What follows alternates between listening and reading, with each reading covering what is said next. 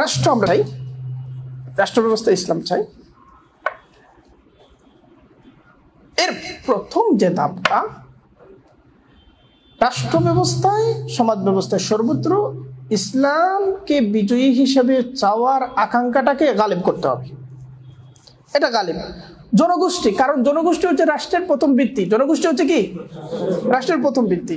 পৃথিবীর সমস্ত রাষ্ট্রবিজ্ঞানীরা একমত, নির্দিষ্ট জনগোষ্ঠী হচ্ছে রাষ্ট্রের প্রথম ভিত্তি। ফলে এই জনগোষ্ঠী যদি রাষ্ট্র ইসলাম চায়, তাহলে দেখবেন একজন হিন্দু রাষ্ট্রপ্রধান হয়েছে, সে ওই জনগোষ্ঠীর ম্যান্ডেট অনুযায়ী সেও ইসলামের পক্ষে বলতেছে, এবং সেও ঈদের দিন, এই যে শবে বরাত গেল না, পশ্চিমবঙ্গের মুখ্যমন্ত্রীকে মমতা ব্যানার্জি সব বরাতে সবার জন্য শুভেচ্ছা জানাইছে, পোস্টারও নিজের টাইমলাইন থেকে শেয়ার করেছে। কেন দরকার পড়লো? মমতা ব্যানার্জি এটা জানাবে কেন? তার প্রদেশের জনগণের বিশাল একটা অংশ মুসলিম, ফলে তাদের অনুভূতিকে টাচ করতে হবে, স্পর্শ করতে হবে। এরা তো মুসলিম বলে, এখন যদি এই মুসলিমরা এমন হয় যে তারা ইসলামকে রাষ্ট্রীয়ভাবে কামনা করে, ইসলামকে তার রাষ্ট্রের চালক হিসেবে প্রতিষ্ঠিত করতে চায়, তখন এইরকম আকাঙ্ক্ষা যখন গালিব আকাঙ্ক্ষা হবে, তখন ইসলাম বিরোধী কেউ যদি কোনো কারণে রাষ্ট্র ক্ষমতায় তাকেও, সে এই আকাঙ্ক্ষার সাথে আপোষ না করে ক্ষমতায় টিকে থাকতে পারবে না, তাকে অনেক বেশি মাত্রায় ছাড় দিতে হবে। ফলে আমরা যে সমস্ত জিনিসের জন্য লড়াই করছি, আন্দোলন করছি, যে না ওইটা থাকবে না, ওইটা থাকবে না, ওইটা থাকবে না, এগুলো আন্দোলন করা লাগবে না। সে নিজেই বলবে যে শুনেন, আমাকে সুযোগ দেন, ওইটা থাকবে না, ওইটা থাকবে না, ওইটা থাকবে না, ওইটা থাকবে না। কারণ কি? সাধারণ আকাঙ্ক্ষা। কারণ কি? সাধারণ আকাঙ্ক্ষা। আর এই নির্দিষ্ট জনগণ রাষ্ট্রের ভিত্তি, প্রাথমিক ভিত্তি। এমনকি রাজতন্ত্র যদি হয়, তাহলে এই জনগণের সাধারণ আকাঙ্ক্ষার বাইরে গিয়ে রাজতন্ত্রও টিকবে না। আমরা জনগণের সাধারণ আকাঙ্ক্ষায় পরিণত করতে পারছে কিনা এটা দেখতে হবে। এটার জন্য এটা কেন পারছি না বলে তো? পারছি না, আমাদের দাওয়া শামিল এবং কামিল না। পারছি না কেন? শামিল এবং কামিল না। আমরা আমরা জুজইয়াতের দাওয়াত দিচ্ছি, ভালো কথা, সব দিনের হর শাখার দাওয়াত দেব, এটা নাও হতে পারে, কিন্তু আমরা জুজইয়াতের দাওয়াত দিয়ে যে জুজইয়াতের চর্চা করছি, ওই জুজইয়াতকে দিন হিসাবে প্রেজেন্টেশন করছি, যেন ওই জুজইয়াতের দায়রাটাই হচ্ছে কি দিনের দায়রা। এখন প্রথমত শামিল এবং কামিল দাওয়াত দিচ্ছে না, দ্বিতীয়ত জনগণের জীবনের সংকটসমূহ। সিয়াসতের আলোচ্য বিষয় কি জানো? সিয়াসতের আলোচ্য বিষয় হলো আল হায়াত, হায়াতুল ইনসান, হায়াতুল নফস। কেউ বলেছেন হায়াতুল ইনসান, কেউ বলেছেন হায়াতুল নফস, সমস্ত প্রাণী, সমস্ত আনফাসের হায়াত। এখন এটা এই হায়াতুল ইনসান এবং হায়াতুল আনফাসকে বিচার বিশ্লেষণ করার যে ইলম, এই ইলমের নাম হলো ইলমুল উমরান। এখন মানুষের জীবন কিসের উপর টিকে থাকে? খাদ্যের উপর। খাদ্য অপরিহার্য প্রয়োজন। বাসস্থানের উপর টিকে থাকে। অসুস্থ হয়ে চিকিৎসার উপর টিকে থাকি। শিক্ষা, মানুষ হিসেবে জন্মগ্রহণ করার আমাদের শিক্ষা নিতে হয়, শিক্ষার উপর টিকে থাকে। এগুলোর উপর উমরান নির্ভরশীল। কতিপয় জিনিসের উপর উমরান নির্ভরশীল, কতিপয় জিনিসের উপর শরীয়ত নির্ভরশীল। বুঝো না? কতিপয় জিনিসের উপর উমরান নির্ভরশীল, কতিপয় জিনিসের উপর শরীয়ত নির্ভরশীল। এখন সিয়াসতের আলোচ্য বিষয় হচ্ছে উমরানুল ইনসান, উমরানুল নাস, উমরানুল আনফাস। এখন সিয়াসতের মধ্যে তুমি জনগণের সম্মতি উৎপাদন করতে হলে তার মধ্যে এই আস্থা তৈরি করতে হবে যে তার জীবন যে সমস্ত বিষয়ের উপর নির্ভরশীল, সেক্ষেত্রে তুমি তার জন্য সহায়ক এবং তুমি তার জন্য নির্ভরযোগ্য। এই আস্থা উৎপাদন করতে হবে দুই তরিকায়। একটা হলো তত্ত্বীয়ভাবে, আরেকটা হলো বাস্তব নমুনা স্থাপনের মাধ্যমে। কিন্তু আমরা মানুষের জীবন এবং জীবিকা, এই যে দুটি জিনিস, জীবন এবং জীবিকা, এর সাথে সম্পর্কিত যে সমস্ত সমস্যা সংকট রয়েছে, নিত্য নৈমিত্তিক সমস্যা সংকট রয়েছে, এগুলোর সুরাহার উপায় এবং প্রক্রিয়া আমাদের ইলমিয়তের মধ্যেও নাই, আমাদের আলোচনার মধ্যেও নাই। আর এই সমস্ত সুরাহার প্রক্রিয়ার মধ্যে আমাদের বাস্তবসম্মত কর্মসূচিও নাই। আছে নাকি? হ্যাঁ আছে। তোমরা বলবো কে বললো নাই? আমরা তো ত্রাণ বিতরণ করেছি, গতবার আমরা ত্রাণ বিতরণ করেছি, এত লক্ষ টাকার ত্রাণ বিতরণ, অমুক এলাকায় 500 জন মানুষকে ত্রাণ দিয়ে ফেলেছি, আমরা 5000 জনকে দিয়ে ফেলেছি। এগুলো দুর্যোগকালে একদিন ত্রাণ, এগুলো এগুলো মানে স্থানীয় ফুটবল ক্লাব এটা করে, যে ফুটবল ক্লাবের কাজ ত্রাণ বিতরণ নয়, তারাও এটা করেছে।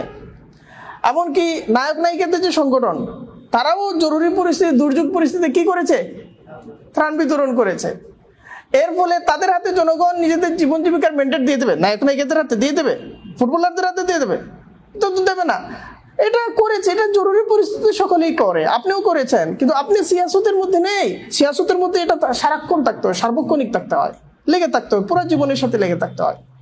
ফলে বাংলাদেশে ইসলামের রাজনৈতিক দলগুলোর সমস্যার মধ্যে অন্যতম হলো, রাজনৈতিক দল কিন্তু চরিত্রগতভাবে সিয়াসি নয়। স্লোগানের দিক থেকে সিয়াসি, কিন্তু চরিত্রগতভাবে সিয়াসি। অনেকেই বলে বাংলাদেশে ইসলামী দলগুলো এত সিয়াসত করলো, কি পাইলো, কি হইলো, আর কতদিন লাগবে? আরে আমরা তো আসল সিয়াসত শুরুই করি নাই। আমাদের রাজনৈতিক দলগুলো আসল সিয়াসতের চর্চাই তো করে নাই। আমরা কি নিয়ে কথা বলি? অমুক ইসলামের বিরুদ্ধে কিছু একটা বলেছে, ফ্রান্সে কিছু একটা হয়েছে, এই মিছিল করো। এগুলো হচ্ছে প্রতিক্রিয়া, এগুলো সিয়াসতের মূল কাজ না। সিয়াসতের মূল কাজ তো আমরা করি নাই। এখন জনগণকে, তৃতীয় ধাপে জনগণকে দেখাতে হবে বিদ্যমান অর্থ ব্যবস্থা, বিদ্যমান প্রশাসন ব্যবস্থা, বিদ্যমান শিক্ষা ব্যবস্থা, বিদ্যমান বিচার ব্যবস্থা, বিদ্যমান রাষ্ট্র ব্যবস্থার যে সমস্ত নীতি কাঠামো প্রক্রিয়া রয়েছে, যা রয়েছে, তার তুলনায় ইসলাম কিভাবে শ্রেষ্ঠ, উত্তম, এটা জনগণকে দেখাতে হবে, বোঝাতে হবে এবং তাদের বিশ্বাসযোগ্যভাবে উপস্থাপন করতে হবে। তখন তাদের আকাঙ্ক্ষাটা কিসে পরিণত হবে? শিক্ষিত আকাঙ্ক্ষায় পরিণত হবে এবং এই আকাঙ্ক্ষাটা আস্থার পর্যায়ে উপনীত হবে। যখন মানুষের আকাঙ্ক্ষাটা আস্থার পর্যায়ে উপনীত হয়, তখন সেই জিনিস অর্জনের জন্য মানুষ নিজের জান মাল এবং সময় দিতে তৈরি হয়ে যায়। তখন সেই জিনিস অর্জনের জন্য মানুষ কি করে? জান মাল এবং সময় দানের জন্য তৈরি হয়ে যায়। এখন আমাদের সমাজের মধ্যে, সমাজের গড়পড়তা মানুষকে যদি তুমি জিজ্ঞেস করো ইসলাম চান কি চান না, গড়পড়তা সবাই কি বলবে? চাই। যে লোকটা ওখানে বলছে চাই, আগামীকাল নির্বাচনের সময় আসলে সে ঠিকই বিপরীত ভোট দিচ্ছে। কারণ কি? এটা একটা সাধারণ মতামত, এটা আকাঙ্ক্ষাও হয় নাই তার। কিন্তু এই আকাঙ্ক্ষা তৈরি করতে হলে দাওয়া বিস্তৃত করতে হবে, দাওয়াকে কামিল এবং শামিল বানাতে হবে।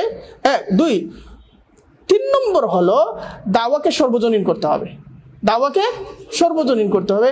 4 নম্বর হলো দাওয়াকে বাস্তবসম্মত এবং কালোপযোগী করতে হবে, দাওয়াকে বাস্তবসম্মত এবং কালোপযোগী করতে হবে। 5 নম্বর হলো দাওয়াকে বিদ্যমান যে বাস্তবতার মধ্যে আমরা আছি, মানুষ আছে, মানুষ এক সংকটের মধ্যে আছে, তুমি বলতেছো আরেক সংকটের কথা, অন্য একটা বিষয়ের কথা, যার সাথে তার প্রত্যক্ষ সম্পৃক্ততা নাই।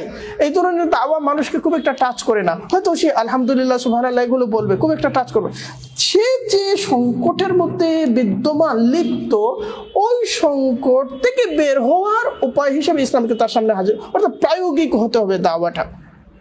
অর্থাৎ আমাদের দাওয়া গোটা ব্যবস্থাটাকে আমাদের ঢেলে সাজাতে হবে। আমাদের দাওয়ার যে গোটা ব্যবস্থা আছে, এটাকে কি করতে হবে? ঢেলে সাজাতে হবে। এখন এর মধ্য দিয়ে ইসলামকে বিজয়ী হিসেবে দেখার আকাঙ্ক্ষাটা সামাজিক আকাঙ্ক্ষায় পরিণত হবে।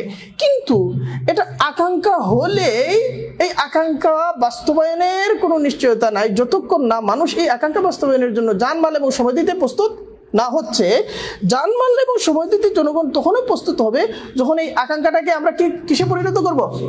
আস্থায় পরিণত করব, এবং আস্থার জন্য প্রয়োজনীয় শিক্ষা এবং প্রয়োজনীয় নিশ্চয়তা তাকে সরবরাহ করতে পারবো। এটা দুই প্রক্রিয়ার মাধ্যমে। এটা আবার শুধু দাওয়াতি হবে না, বাস্তব দৃষ্টান্ত ছাড়া শুধু দাওয়াতি এটা হবে না, শুধু দাওয়াতি এটা হবে না। আমরা দাওয়া কম করি নাই, কিন্তু ওই যে দ্বিতীয় ধাপে যে বাস্তব দৃষ্টান্ত, এটা বাস্তব দৃষ্টান্ত তার ঘরের পাশে থাকতে হবে, তার গ্রামে থাকতে হবে, তার ইউনিয়নে থাকতে হবে, তার থানায় থাকতে হবে, তার জেলায় থাকতে হবে, সর্বত্র থাকতে হবে। দেখতে দেখতে মানুষের মধ্যে এই আস্থাটা কি হবে? তৈরি হবে। এই বাস্তব দৃষ্টান্তের স্তরে আমরা যেতেই পারি নাই, আমরা কোনো কাজ করতে পারি। ফলে এই যে বিদ্যমান অবস্থা, এই অবস্থায় যদি আগামীকাল বাংলাদেশে কোনো অলৌকিক জাদুমন্ত্র বলে বাংলাদেশের রাষ্ট্র ব্যবস্থা কি হয়ে যায়? ইসলামী হয়ে যায়।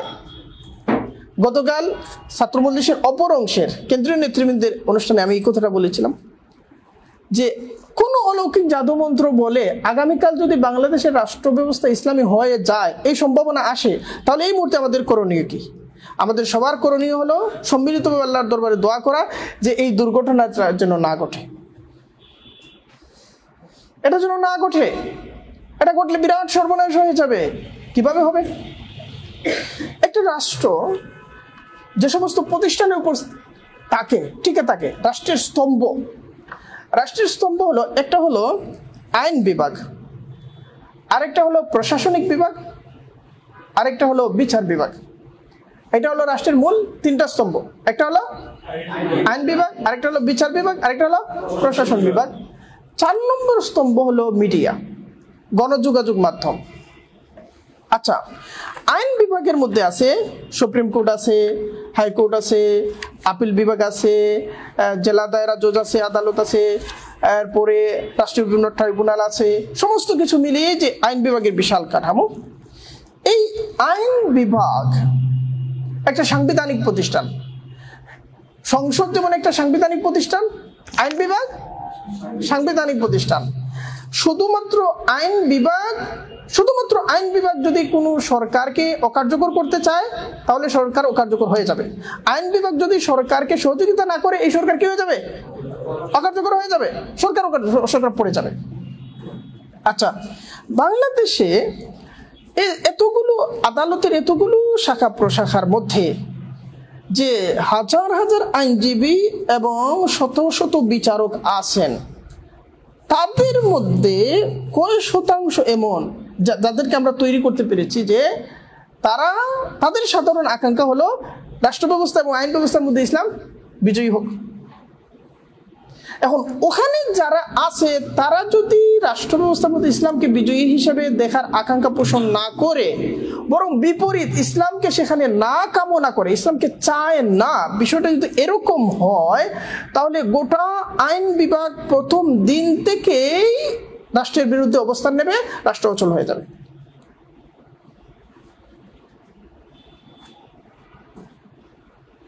দুই, প্রশাসন বিভাগ।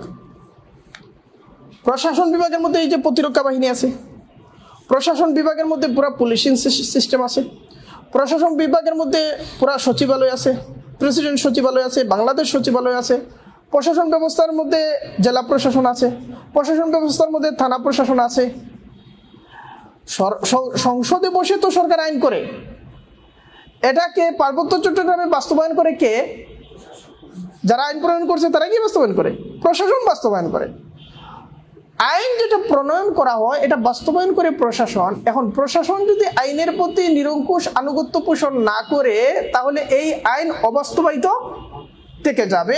আর প্রশাসন যদি এই আইন ব্যবস্থাকে কবুল না করে, এই আইনের বিরুদ্ধে অবস্থান নেয়, তাহলে এই আইন করা আর না করা দুইটাই সমান, বরং করাটা আরো ক্ষতির কারণ হয়ে দাঁড়াবে। আপনি প্রশাসন ব্যবস্থা তৈরি করেছেন, বাংলাদেশের প্রশাসন ব্যবস্থা, বাংলাদেশের সচিবালয়গুলোতে যান, 90% মুসলিম শাসন করতেছে, 70% লোকেরা শাসন করতেছে।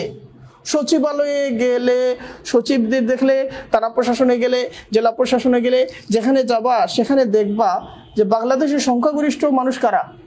70%। এগুলো ব্যাখ্যা করে বলতে বুঝতে পারতেছো না? বুঝতে পারতেছো না?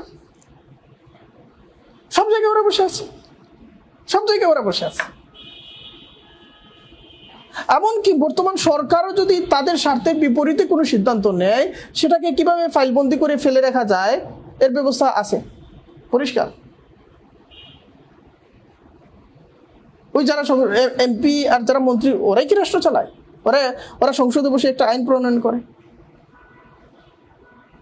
সেখানে কারা বসে আছে? বিগত 2 দশকে সেখানে কাদেরকে সরাইয়া কাদেরকে বসানো হয়েছে? তোমরা তো শুধু রাজপথে মিছিল দিয়ে চিল্লাচিল্লি করছো, এগুলো দিয়ে কি হবে? এখানে যারা বসে আছে ওরাই তো কলকাতার, ওদের রাজপথে মিছিল করে ওদের কাছে দাবি মাত্র জানানো হয়। রাজপথে মিছিল করে কি করা হয়? ওদের কাছে দাবি মাত্র জানানো হয়। ওই মানুষটা তোমার হলে দাবি জানানো কিছুই লাগবে না, সে তার মাথা ব্যথা দিয়ে সে চিন্তা করবে কিভাবে কাজ করা যায়। তুমি সেখানে কোনো কাজ করেছো? কোনো কাজ নাই, কোনো প্রস্তুতি নেই। তুমি চাও অলৌকিক উপায়ে ধাক্কা দিয়ে ভূমিকম্পের মাধ্যমে বাংলাদেশ কি হয়ে যাবে? ইসলামী রাষ্ট্র হয়ে যাবে। এইরকম আকাঙ্ক্ষাগুলিকে বলে ফ্যান্টাসি। ফ্যান্টাসি বুঝো?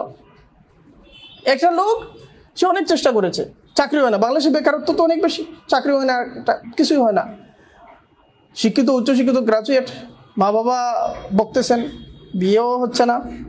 ভালো চাকরি না হলে বিয়ে হচ্ছে না বাংলাদেশের বিদ্যমান ব্যবস্থায়। তখন সে অনেক চেষ্টা করে শেষ পর্যন্ত কিছু পাচ্ছে না, এখন কি করবে না। তখন সে চিন্তা করতেছে যে সে লটারিতে নাম দেবে, লটারির মধ্যে তার নামটা উঠে আসবে, প্রথম যে জয়ী হবে 10 কোটি টাকা। সে 10 কোটি টাকা পেয়ে গেলে ঢাকা শহরে বাসা, ঢাকা শহরে ঠিক কোন জায়গায়, বাড়িধারায় না গুলশানে, কোথায় নেওয়া যায় সে এই যা কিছু করতেছে। হ্যাঁ, এগুলো তো ঠিকই চিন্তা করতেছে, এগুলো কি করতেছে আসলে? হ্যাঁ, তো ফ্যান্টাসি, এগুলোর সাথে বাস্তবতার কোনো সম্পর্ক নাই। সে যদি বাস্তব ময়দানে সক্রিয় থাকতো তাহলে চিন্তা করতো যে 5,000 টাকাকে কিভাবে 10,000 বানাবে। যেহেতু ওই 5,000কে 10,000 বানানোর সামর্থ্য তার নাই, ফলে বাস্তব ময়দান থেকে পলায়ন করে সে কল্পনার মধ্যে নিজেকে সান্ত্বনা দেওয়ার জন্য কোথায় চলে গেছে? লটারিতে। আর আরো বেশি কল্পনার মাধ্যমে প্রথমও হয়ে গেছে, আরো কল্পনার মাধ্যমে গুলশানে বাসাও বানিয়ে ফেলেছে। এগুলো হচ্ছে বাস্তবতা থেকে পলাতক অবস্থার ফসল। বাস্তব ময়দানে তুমি না, এই কারণে ফ্যান্টাসির আশ্রয় নিচ্ছ। কি কাজ করেছো? আছে কোনো কাজ? আনো কোনো কাজ হয়তো আমরা করি নাই।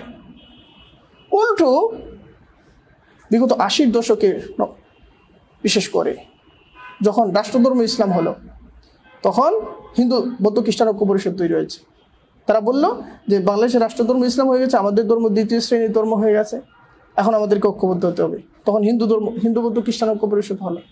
তারা যে আমাদেরকে যাতে কেউ শাসন করতে না পারে, আমরা যেন শাসিত না হই, আমরা যেন শাসক থাকি, সেজন্য তাদের প্রজন্ম তৈরি করেছে। ওই সময় যে প্রজন্মদেরকে তৈরি করা হয়েছে, ওরা দক্ষতায় যোগ্যতায় এত উপরে গেছে, ওরাই আজ শিক্ষা ব্যবস্থায় বসে আছে, অর্থ ব্যবস্থায় বসে আছে, প্রশাসনের ব্যবস্থা বসে আছে, সচিবালয়ে বসে আছে। এই ধরনের কোনো প্রকল্প আমরা নিয়েছি? এই ধরনের কোনো কাজ আমরা করেছি? কিছুই নাই। শুধু তুমি রাজপথে স্লোগান দিয়ে করে ফেলবা। আচ্ছা, বাংলাদেশের প্রশাসন ব্যবস্থা, এই যে তিনটা কেন্দ্রীয় দিক বললাম, এখানে কারা যায়? প্রতিরক্ষা বিভাগে কারা যায়? বিচার বিভাগে কারা যায়? প্রশাসন বিভাগে কারা যায়? সচিবালয় সমূহে কারা যায়? তারা প্রশাসনে কারা যায়? মাদ্রাসা প্রশাসনে কারা যায়? মাদ্রাসা পড়ুয়া ছেলে মেয়েদের যাওয়ার রাস্তা তো এমনিতেই বন্ধ, তাই না? কবি মাদ্রাসা পড়ুয়াদের যাওয়ার রাস্তা নাকি খোলা আছে? এমনিতেই তো, এটা তো শিলগালা করা। বাকি থাকলো বাংলাদেশের কবি মাদ্রাসা মোট শিক্ষার্থী কত? 14 লক্ষ। 2022 সালে দীপুমণি জাতীয় সংসদে বলেছেন, দেশে মোট কবি মাদ্রাসার সংখ্যা মহিলা পুরুষ মিলাইয়া, তোমরা বালিকা মাদ্রাসাকে কি বলো? মহিলা মাদ্রাসা। বালিকা মাদ্রাসার নাম দিয়েছো মহিলা মাদ্রাসা। আরে 12-13 বছর বয়স, 11 বছর বয়সের বাচ্চা সে পড়ে মাদ্রাসায়। ওই মাদ্রাসার নাম কি? মহিলা মাদ্রাসা, সে 2-3 সন্তানের মা বানিয়ে ফেলতেছে তাকে। তো এখন এই বালিকা বালক সমস্ত মাদ্রাসা মিলেয়া কওমি মাদ্রাসার সংখ্যা হলো 19,000, দীপমণি হিসাব দিয়েছে। আর সম্মিলিত শিক্ষার্থীর সংখ্যা হলো 14 লক্ষ। আর বাংলাদেশের সরকারি বিশ্ববিদ্যালয় সংখ্যা কয়টা বলতে পারবা? সরকারি বিশ্ববিদ্যালয় কয়টা? তোমরা না রাজনীতি করো?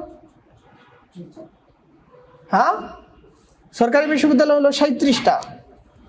37টা শুধু সরকারি বিশ্ববিদ্যালয়ের শিক্ষার্থীদের সংখ্যা 3.5 লক্ষ। সরকারি বিশ্ববিদ্যালয় কয়টা?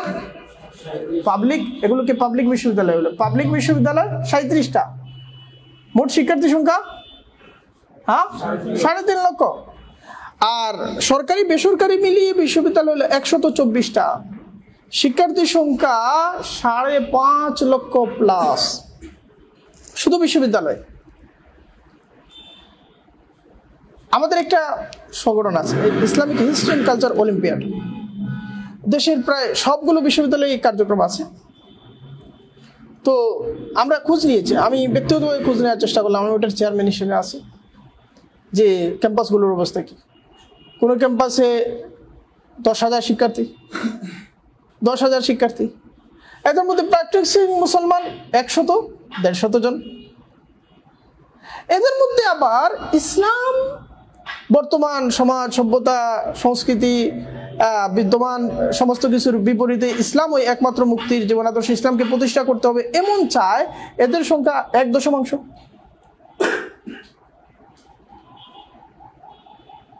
আচ্ছা, আগামী দিনের প্রশাসন, বিচার ব্যবস্থা সহ সরকারের এই সমস্ত রাষ্ট্রীয় প্রতিষ্ঠানগুলোতে হুজুররা আমরা নিজেরাই তো বন্ধ করে দিয়েছি। না, আমরা এগুলো চাই না, তাই তো? আমরা তো নিজেরাই বন্ধ করে দিচ্ছি। কারা আসবে? যারা বিশ্ববিদ্যালয়ে পড়ে তারাই তো, নাকি? তারা আসবে। তাদের মধ্যে শতকরা 100 জনের মধ্যে 1 জন যদি ইসলামকে কামনা না করে, তাহলে আগামী 20 বছর পরের বাংলাদেশটা কেমন হবে?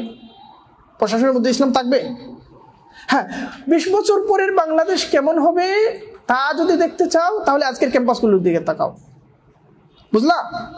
তোমরা বলবো, আরে ক্যাম্পাসের মধ্যে তো কত ইসলামপন্থী ছেলেপেলে আছে, মিছিল টিছিল দেয়, ফেসবুকে লেখালেখি করে। 40-50 জন, 40-50 জন, 50-60 জন, সর্বোচ্চ 100 জন, 200 জন, এর চেয়ে বেশি না। হ্যাঁ, এমনি ভারত বিরোধিতা কিংবা হিন্দুত্ববাদের আগ্রাসনের বিরোধিতা, দেশপ্রেম ইত্যাদি নানা ব্যাপার স্যাপার আছে। এগুলো আরেক ব্যাপার। এখানে নানা সাংস্কৃতিক উপাদান, রাজনৈতিক উপাদান অনেক কিছু যুক্ত আছে। এরপরে ভারতের মানুষ হিন্দুত্ববাদী হয়ে গেছে, বার্মার মানুষ বৌদ্ধবাদী হয়ে গেছে, ইউরোপের মানুষ খ্রিস্টবাদী হয়ে গেছে, আমি কেন মুসলমান হব না, মুসলিম আত্মপরিচয়, এটা তো এগুলো একটা ব্যাপার, এগুলো আবেগের সাথে সম্পর্কিত। কিন্তু ওইটাকে আমরা বলেছি ইসলামের আকাঙ্ক্ষায় পরিণত করতে হবে, এই আকাঙ্ক্ষাটাকে সচেতন এবং শিক্ষিত আকাঙ্ক্ষায় পরিণত করতে হবে, এমন একটা পর্যায়ে নিয়ে যেতে হবে যেখানে সে ইসলামের আনুগত্যের মধ্যে নিজেকে বিলিয়ে দিতে প্রস্তুত এবং নিজের জানমাল এবং সময় ওয়াকফ করার জন্য, মেধা ওয়াকফ করার জন্য, এই পর্যায়ে নিয়ে যাওয়ার জন্য যে সমস্ত কাজ, এই কাজগুলো তো হয় নাই।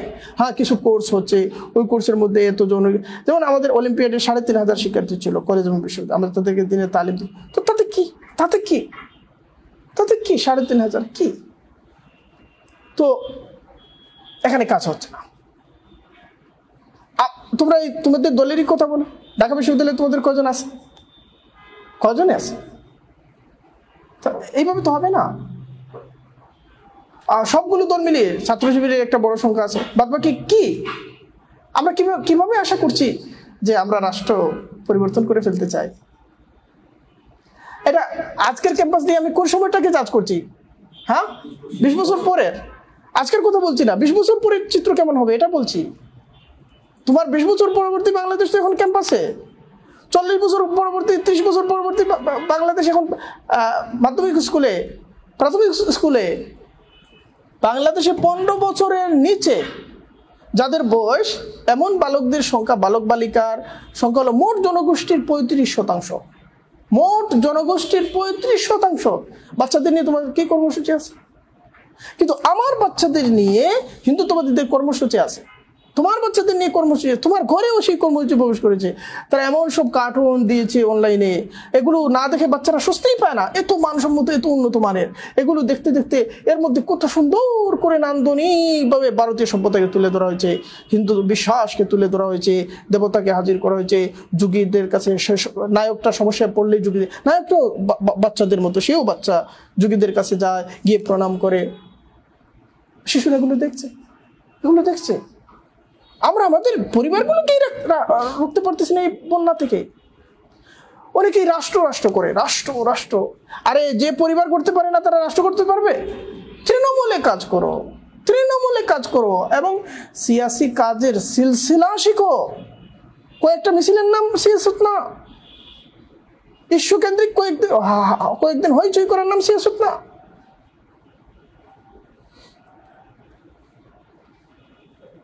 যখন আগামী দিনের বাংলাদেশের প্রশাসন, বাংলাদেশের অর্থ ব্যবস্থা, বাংলাদেশের প্রতিরক্ষা ব্যবস্থা, বাংলাদেশের শিল্প ব্যবস্থা, বাংলাদেশের নগর ব্যবস্থা, বাংলাদেশের কৃষি ব্যবস্থা, বাংলাদেশের জনপ্রশাসন ব্যবস্থা এবং গোটা উৎপাদন ব্যবস্থার সাথে সম্পর্কিত যে মানুষগুলো আগামী 20 বছর পরে 30 বছর পরে আসবে, এখন যারা আছে তারা তো আছে।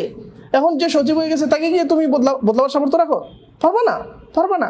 তার সাথে তারপরে সৌহার্দ্যপূর্ণ সম্পর্কের মধ্যে আবার জারি রাখা দরকার। কিন্তু বৃহত্তর অর্থে পরিবর্তন যদি চাও 20 বছর 30 বছর 40 বছর পরে, কাজ করতে হবে কোথায়? আজকে তো কাজ করতে হবে না। আজকের এই কাজের অবস্থা কি? এই কাজ তো আমরা শুরু করি নাই। এই কাজ এখন যে অবস্থায় আছে, এই অবস্থার ফলাফল কি? 30 বছর পরে পুরো প্রশাসনের মধ্যে 2-4 জন লোক এমন থাকবে যাদের কাছে আমরা যেতে পারি, গিয়ে বসে চাটা খাইতে পারি, দুঃখের কথা বলতে পারি, ব্যাস এই শেষ। তুমি ফেসবুকে কয়েকটা পোস্ট দিয়ে ইসলাম কায়েম করে ফেলতেছো, এত সহজ? কাজ করতে হবে এবং যেভাবে চলছে এর উপর আমরা সন্তুষ্ট? হ্যাঁ, কথা বলে না। সন্তুষ্ট না হয় অসন্তুষ্ট হয়ে কি করবা? কি করবা? বড়দের গালাগালি করবা, তাই তো না? অদক্ষ অসন্তুষ্টি এটা খুব খারাপ। তোমার যে নিজের উপর যে অসন্তুষ্টি, এই অসন্তুষ্টি মানে আমরা যে আমাদের ব্যর্থতার উপরই তো অসন্তুষ্টি। এই ব্যর্থতার পেছনে আমাদের অদক্ষতা দায়ী, আমাদের অদক্ষতা দায়ী, আমাদের অকর্মণ্যতা ঠিক বলা যাবে না, কারণ আমরা কাজ করতেছি, যথাযথভাবে কাজ করছি না। ইখলাসের অভাব তাও বলবো না, ইখলাস আছে কিন্তু ভুল পথ। অনেক সুফি আছে, হাদিস যারা জাল করেছে, সমস্ত মুহাদ্দিসিন একমত, যারা হাদিস জাল করেছে তাদের অন্যতম একটা জামাতের নাম হলো সুফিয়া ইকরাম, জাহিল সুফিয়া। কোন কোন সুফি সম্পর্কে এমন বলা হয়েছে যে সারা দুনিয়ার সমস্ত সম্পদ ভান্ডারের চাবি যদি তার হাতে তুলে দেওয়া সুযোগ হয়, যে তার হাতে তুলে একজনের হাতে তুলে দিতে হবে, তাহলে তার হাতে তুলে দিতে আমার কোনো দ্বিধা থাকবে না যে তিনি সম্পদ তসরুফ করবেন না। আমি এই সাক্ষ্য দিতে পারবো যে তিনি তসরুফ করবেন না, এই লেভেলের তিনি আমানতদার। কিন্তু ওই লোকটা যখন হাদিস বর্ণনা করে তখন আমার মনে হয় একটা দাজ্জাল হাদিস বর্ণনা করতেছে। এগুলো হচ্ছে কেন? সিয়ার আলামিন নুবালা পড়ো, তাহজিবুত তাহজিব পড়ো, তাকরিবুত তাহজিব পড়ো, সেখানে এই বিবরণগুলো আছে। কেন? তিনি নেক নিয়তে মনে করছেন যে মানুষকে তারগীব দেওয়ার জন্য প্রয়োজনে কি করা যায়, হ্যাঁ একটা বানানো যায়, অথবা তারহিব দেওয়ার জন্য হাদিসের মধ্যে একটু জিয়াদত করা যায়, একটু রূপান্তর করা যায়। নিয়ত ইখলাসের কমতি নাই, ইখলাসের কমতি নাই, কিন্তু এমন কাজ করতেছেন মুহাদ্দিসিনদের ভাষায় তিনি কি হয়ে যাচ্ছেন? দাজ্জাল। ইখলাস থাকলেই তো হবে না। এই কথাগুলো এর জন্য বলছি, আপনারা রাজনীতি চান, রাজনৈতিকভাবে চান, আপনারা রাষ্ট্রীয়ভাবে দিন কায়েম করতে চান, তাহলে তো আপনি বললেন যে না আমি একটা পাকা ঘর বানাবো, তখন পাকা ঘর বানানোর জন্য কি আসবে? লাওয়াজিমাত আসবে এবং মুনাসিবাত আসবে। কি আসবে? ইটের কথা আসবে, সিমেন্টের কথা আসবে, বালুর কথা আসবে, রডের কথা আসবে। যেহেতু আপনি কি চান? পাকা ঘর বানাতে চান। রাষ্ট্রের মধ্যে আপনি ইসলামকে বিজয়ী করতে চান, তাহলে রাষ্ট্রীয় জীবনের লাওয়াজিমাত এবং মুনাসিবাত আসবে। কিন্তু এই লাওয়াজিমাতের মধ্যে আপনি নাই, মুনাসিবাতের মধ্যে আপনি, গোটা রাজনৈতিক ধারা, রাষ্ট্রের যে রাজনৈতিক ধারা এবং স্রোত এবং মূল ধারা, সেখান থেকে একটা বিচ্ছিন্ন অবস্থানে আপনি পড়ে আছেন। ফলে আমাদেরকে কি করতে হবে? আমাদেরকে সামাজিক জীবনে দাওয়ার নতুন কালচার তৈরি করতে হবে, সম্পর্কের নতুন চেইন তৈরি করতে হবে। কারণ যারা বিভিন্ন কলেজ বিশ্ববিদ্যালয়, যারা এই সমস্ত জায়গায় পড়াশোনা করে, তারা কোনো না কোনোভাবে সামাজিকভাবে আমাদের সাথে সম্পর্কিত কিনা, সম্পর্কিত। আমাদের খানদানকে টার্গেট করতে হবে। আমার খানদানের মধ্যে সবচেয়ে মেধাবী ভাইটা আছে, সবচেয়ে মেধাবী বোনটা আছে, তাকে আমি কাছে টানার অনেক উপকরণ আছে। আত্মীয়তা শিলা রাহমির প্রয়োজনে আমার যাতায়াত আছে, তাকে আমি ইসলামী সাহিত্য দিতে পারি, তাকে আমি বোঝাতে পারি, তাকে আমি তার তালিমের মধ্যে রেখে তাকে আমি আরেকটা তালিমের আওতায় নিয়ে আসতে পারি। প্রয়োজনে সেখানে আমি তার থেকে কোনো কিছু নেব না, প্রয়োজনে আমি স্বেচ্ছাশ্রম দেব। এই ধরনের অজস্র লক্ষ লক্ষ স্বেচ্ছাশ্রম দেওয়ার বিনিময়ে সামাজিক পরিবর্তন আসে। ইখওয়ানুল মুসলিমিন এইভাবে লক্ষ লক্ষ স্বেচ্ছাশ্রমীদের তৈরি করেছিল, যারা জীবনের বৃহত্তর অংশ এইভাবে ওয়াকফ করেছে। আমাদের তো অবস্থা এমন যে না, আমি একটা ক্লাস নেব, আবার সেটা অনলাইনে নেব, তার জন্য একটা ফি দিতে হবে। ভালো কথা, এগুলো আমাদের আর্থিক আয়ের উৎস তো দরকার, কিন্তু যারা সমাজের পরিবর্তন চাও, বৃহত্তর পরিবর্তন চাও, তাদের দৃষ্টি হবে আলাদা। ঈগল এবং শকুন একই দিগন্তে উড়ে না। ঈগলের দৃষ্টি কিসের দিকে থাকে? জীবিত প্রাণীর দিকে। আর শকুনের দৃষ্টি মরাটার দিকে। একই দিগন্তে উড়ে, দূর থেকে দেখলে একই মনে হয়।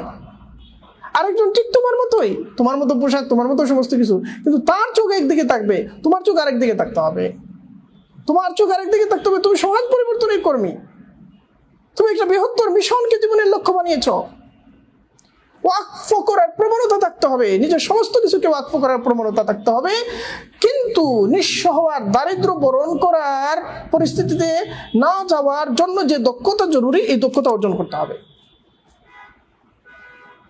এজন্য নতুন করে শুরু করো জ্ঞানগত প্রস্তুতি, আমলি প্রস্তুতি, আখলাকি প্রস্তুতি। আমাদের নানা সামর্থ্য নাই, কিন্তু আমাদের যা কিছু নাই তাকে আমরা দূর করতে পারি দুইটা বিশেষ মাধ্যমে। একটা হলো ইলমিয়াতের মাধ্যমে, আরেকটা আখলাকিয়াতের মাধ্যমে। একটা হলো আরেকটা আখলাকিয়াতের মাধ্যমে। ইলমিয়াতের চেয়ে বেশি এফেক্ট তৈরি করে আখলাকিয়াত। যদি আখলাকিয়াতের দিক থেকে শোনা হতে পারো, আখলাকিয়াতের দিক থেকে যদি মানুষকে ইমপ্রেসড করতে পারো, তাহলে এর মধ্য দিয়ে যে বিজয় অর্জিত হয়, এটা দীর্ঘস্থায়ী, দীর্ঘমেয়াদী। এর মাধ্যমে পুরো একটা পরিবারকে জয় করা যায়, পুরো একটা খানদানকে জয় করা যায়, পুরো একটা এলাকাকে জয় করা যায়। এইভাবে ছোট ছোট জয় যত বাড়তে থাকবে, তত বড় বড় জয়ের রাস্তা তৈরি হবে। আল্লাহ সুবহানাহু ওয়া তাআলা আমাদেরকে তৌফিক দান করুন।